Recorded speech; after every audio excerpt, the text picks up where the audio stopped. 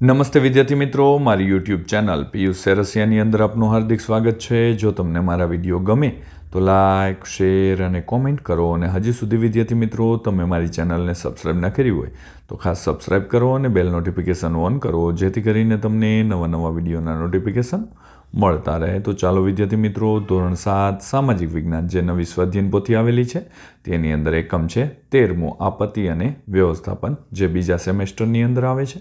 વિદ્યાર્થી મિત્રો, બીજી માહિતી આપી દો, આ માત્ર તમારી સમજ માટે છે, નહીં કે ઉતારો કરવા કે કોપી કરવા। જ્યાં તમને મુશ્કેલી પડે ત્યાં તમારે મારા વિડીયોનો ઉપયોગ કરવાનો છે, અથવા તમે લખેલું છે તે તપાસવા માટે મારા વિડીયોનો ઉપયોગ કરજો। તો ચાલો જોઈએ, પ્રશ્ન પહેલો છે, નીચે આપેલા દરેક પ્રશ્નના ઉત્તર માટે આપેલા વિકલ્પમાંથી સાચો વિકલ્પ શોધી તેમનો ક્રમ અક્ષર ખાનામાં લખવાનો છે। તો પહેલું છે કે ભાઈ, પૃથ્વીના કયા ફેરફારને કારણે ભૂકંપ અને સુનામી સર્જાય છે? તો કે સી આવશે, આંતરિક ફેરફાર। બીજું છે, નીચેના આકૃતિમાં ભૂકંપનું કેન્દ્ર બિંદુ કયું છે? તો એ આવશે વિદ્યાર્થી મિત્રો। ત્યાર પછી ત્રીજું છે, નીચેનામાંથી કઈ આપત્તિ પ્રાકૃતિક આપત્તિ નથી? તો હુલ્લડ, ડી આવશે। ચોથામાં શિક્ષક કહે છે આવું થાય તો ગભરાવું નહીં, પાટલી નીચે બેસી જવું, આ કઈ આપત્તિ હશે? તો બી, ભૂકંપ હશે। પાંચમું છે વિદ્યાર્થી મિત્રો, માછીમારો એ દરિયો ખેડવા જવું નહીં, તો સુનામી આવશે, સી આવશે। 6 નંબરની અંદર સી, વન્ય આવશે। 7 નંબરમાં આલેખ યંત્ર, 8 નંબરમાં પૂર, 9 નંબરમાં વિદ્યાર્થી મિત્રો ખાસ ધ્યાન આપજો, જૂની સ્વાધ્યાય પોથીની અંદર આ પ્રશ્ન જ ન હતો કે ભાઈ, ફૂટપાથ વગરના રસ્તા પર ચાલતી વખતે આપણે કઈ બાજુએ ચાલવું જોઈએ, જે નવા અભ્યાસક્રમની અંદર આવેલ છે। અને રસ્તાની સલામતી વિશે છે, તો તે આપણે આપણી જમણી બાજુએ ચાલવું જોઈએ। ફૂટપાથ હોય તો કોઈ પણ બાજુ ચાલી શકો વિદ્યાર્થી મિત્રો, ખાસ ધ્યાન આપજો। ત્યાર પછી આગળ છે, યોગ્ય શબ્દો વડે નીચેના વિધાનોની ખાલી જગ્યા પૂરો। તો પહેલામાં વાવાઝોડું, બીજામાં દુષ્કાળ, ત્રીજામાં કચ્છ, ચોથામાં સુરત, પાંચમામાં પોતાના ઉદ્ગમ આવશે। અને છઠ્ઠો વિદ્યાર્થી મિત્રો જે ખાલી જગ્યા છે તે પણ અગાઉના અભ્યાસક્રમમાં ન હતી, તો વિશ્વમાં સૌથી વધારે માર્ગ અકસ્માતમાં મૃત્યુ ભારત દેશમાં થાય છે, આ આવશે, ભારત આવશે। ત્યાર પછી છે, નીચેના વિધાનો સાચા છે કે ખોટા તે જણાવો। તો પહેલાની અંદર ખોટું, બીજું ખરું, ત્રીજું ખરું, ચોથું ખોટું, પાંચમું ખોટું અને છઠ્ઠું ખરું આવશે। કે તેમાં પણ આ જે ઝેબ્રા ક્રોસિંગ પરથી રસ્તો પાર કરવો સલામત છે, તો એ ખરું આવશે। પ્રશ્ન ત્રીજો એ, બંધ બેસતા જોડકા રચો। તો પહેલા સામે ઈ, બીજા સામે ડી, ત્રીજા સામે બી, ચોથા સામે સી અને પાંચમા સામે એ આવશે વિદ્યાર્થી મિત્રો। ત્યાર પછી મને ઓળખો। તો હું નદીમાં એકાએક આવતો ધસમસતા પાણીનો પ્રવાહ છું, તો પૂર। બીજામાં મારા લીધે જંગલમાં પ્રાણીઓ, વનસ્પતિઓ અને વૃક્ષોને પારાવાર નુકસાન થાય છે, તો દાવાનળ। ત્રીજું છે, હું સમુદ્ર કિનારે પ્રલયકારી મોજા બનીને આવું છું, તો સુનામી આવશે। ચોથું છે, ઘરની બહાર ખુલ્લા મેદાનમાં તમે મારી અસર સામે સુરક્ષિત છો, તો ભૂકંપ। અને પાંચમું છે, ભારતના પૂર્વ તટ અને મલબાર કિનારે હું ખૂબ જ નુકસાન કરું છું, તો તે વાવાઝોડું આવશે વિદ્યાર્થી મિત્રો। પ્રશ્ન 4 એ, નીચેના પ્રશ્નોના ઉત્તર 1-2 વાક્યમાં આપવાના છે। તો હું ફ્લેટમાં તથા 5મા માળે રહો છો અને એકાએક ભૂકંપ આવે તો તમે કઈ રીતે નીચે ઉતરશો? તો હું 5મા માળે હોઉં અને ભૂકંપ આવે તો નીચે ઉતરવા માટે હું લિફ્ટનો ઉપયોગ નહીં કરું વિદ્યાર્થી મિત્રો, ખાસ ધ્યાન આપજો, લિફ્ટનો ઉપયોગ કરવાનો નથી અને બને ત્યાં સુધી દાદરનો ઉપયોગ કરીશ, કારણ કે ભૂકંપ ટાઈમે લાઇટ જતી રહે તો લિફ્ટમાં વચ્ચે આપણે ફસાઈ જવાની શક્યતાઓ રહેલી હોય છે। ત્યાર પછી આ વિદ્યાર્થી મિત્રો પ્રશ્નો છે તેને આપણે કોમ્પ્યુટરાઇઝ જોઈએ। તમારો મિત્ર આયુષ માછીમાર છે, તો તે વાવાઝોડાના સમાચાર સાંભળવા શું કરશે? તો વિદ્યાર્થી મિત્રો તે ટેલિફોન, ટેલિવિઝન, રેડિયો કે મોબાઈલ ફોનની ચીજવસ્તુઓનો ઉપયોગ કરી અને તે સમાચાર સાંભળશે।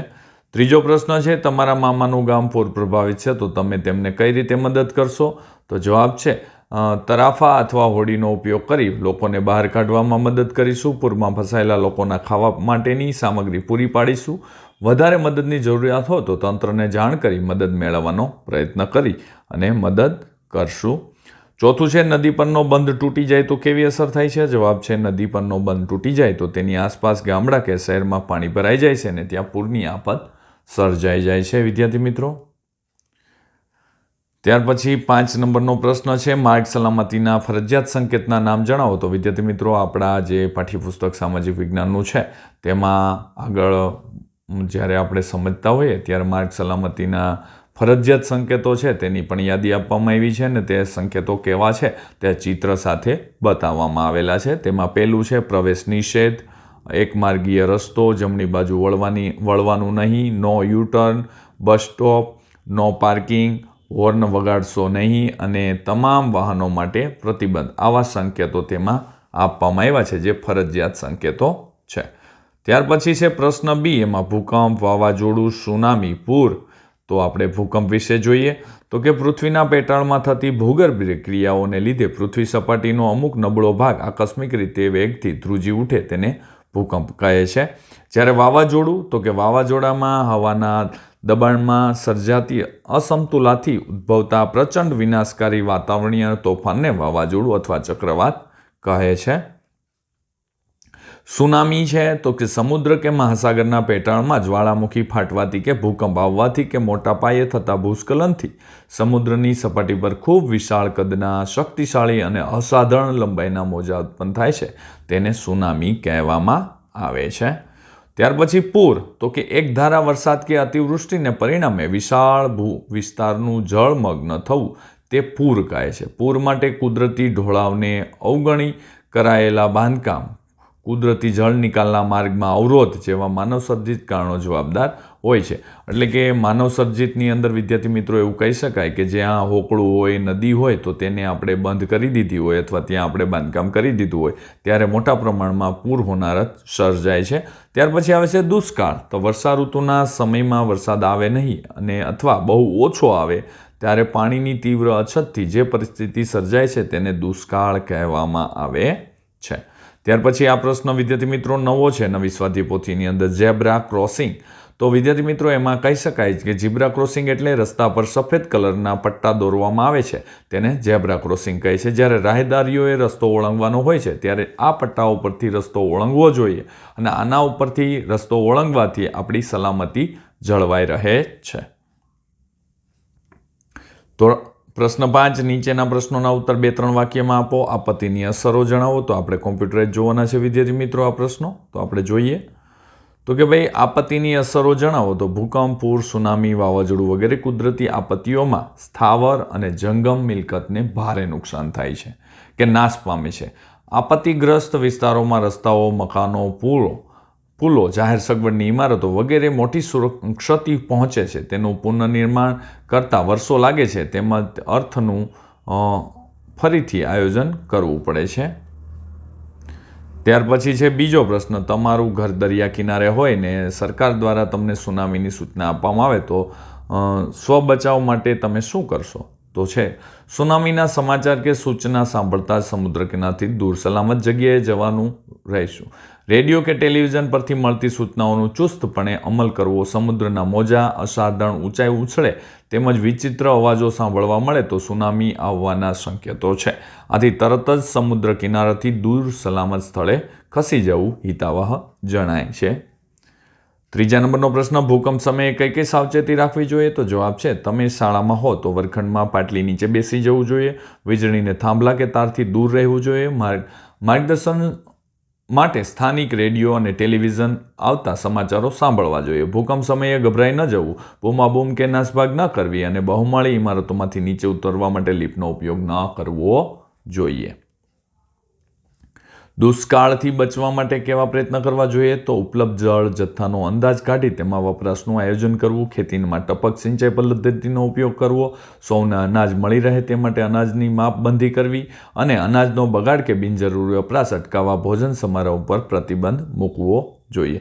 ત્યાર પછી 5 નંબરનો પ્રશ્ન, તમારા ગામમાં પૂરના પાણી ભરાય ત્યારે આ સમસ્યા હલ કરવા માટે તમે કયા કયા પગલાં ભરશો? તો જવાબ છે ઘરના ગેસ કનેક્શન અને વીજળીના જોડાણો તરત જ બંધ કરી દેવા જોઈએ. વાહન પૂરમાં ફસાય ત્યારે તરત જ વાહનમાંથી બહાર નીકળી જવું જોઈએ. 7-8 વ્યક્તિઓનું જૂથ બનાવીને એકબીજાના હાથ પકડી પૂરના પ્રવાહમાંથી બહાર નીકળવા પ્રયત્ન કરવો. ઢોર ઢાંખરને ખીલેથી છૂટા મૂકી દેવા જોઈએ. છૂટા હશે તો પોતાનો બચાવ કરી શકશે. બાળકોને ભૂખ્યા ન રાખવા અને રેડિયો અને મોબાઈલમાં આવશ્યકતા પ્રમાણે બેટરી રાખવી જોઈએ. 6 નંબરનો તમારી શાળામાં આપત્તિ વ્યવસ્થાપન પ્લાન અંતર્ગત તૈયાર કરેલ ટુકડીઓ તથા કરેલ મોક ડ્રીલ વિશે ટૂંકમાં માહિતી લખવાની છે. તો અમારી શાળામાં આપત્તિ વ્યવસ્થાપન માટે જુદી જુદી ટુકડીઓની નિમણૂક કરવામાં આવી છે. આ ટુકડીઓ સમયાંતરે મોક ડ્રીલ પર યોજે છે. જ્યારે આગ લાગે ત્યારે બાળકોને સુરક્ષિત સ્થળે બચાવ માટે નીચે મુજબ પગલાં મેડિકલમાં લેવામાં આવ્યા હતા. મોક ડ્રીલમાં લેવામાં આવ્યા હતા. આગ લાગે ત્યારે એક્ઝિટ ડોર તરફથી વિદ્યાર્થીઓએ લઈ જવા જોઈએ. 7 નંબરનો પ્રશ્ન માર્ગ સલામતીના માર્ગદર્શક સંકેતો વિશે જણાવવાના છે. તો તેમાં વિદ્યાર્થી મિત્રો આ સંકેતો એવા હોય છે કે જ્યારે આપણે રસ્તા ઉપર જતા હોય ત્યારે અમુક અંતરે આવતા હોય છે જે આપણે માર્ગદર્શન માટે હોય છે.